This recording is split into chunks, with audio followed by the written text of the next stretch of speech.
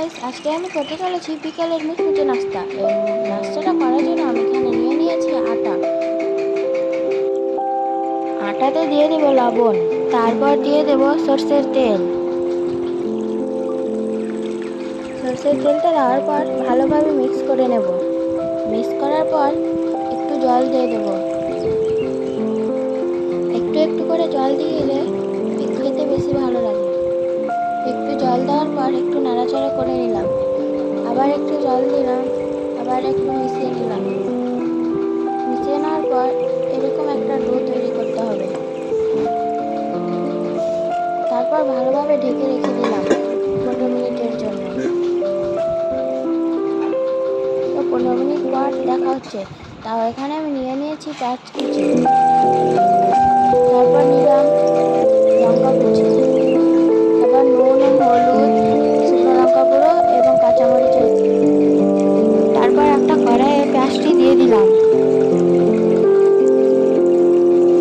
পেঁয়াজটি দেওয়ার পর একটু নাড়াচাড়া করে লাল করে ভেজে নেওয়ার পর নুন, হলুদ, শুকনো লঙ্কা গুঁড়ো এবং কাঁচা লঙ্কা দিয়ে দিলাম। দেওয়ার পর তারপর দিয়ে দিলাম ডিম। ডিমটা ভালোভাবে নাড়াচাড়া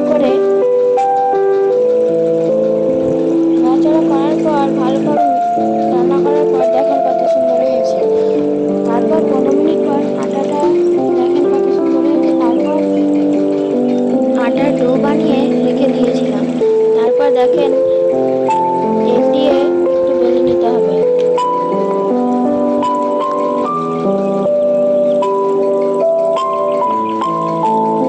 তারপর দেখেন পেঁয়াজ ডিম দিয়ে যেটা তৈরি করে রেখেছিলাম সেটা দিয়ে দিতে হবে।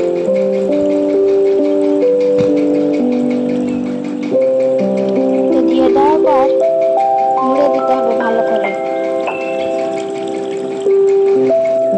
তো গাইস, আমার চ্যানেলটিতে নতুন হয়ে থাকলে একটু সাবস্ক্রাইব করে দেবেন। আর ভিডিওটি ভালো লাগলে একটি লাইক করে দেবেন। তো দেখেন ভালো করে মুড়িয়ে নেওয়ার পর কত সুন্দর একটা আকার হয়েছে।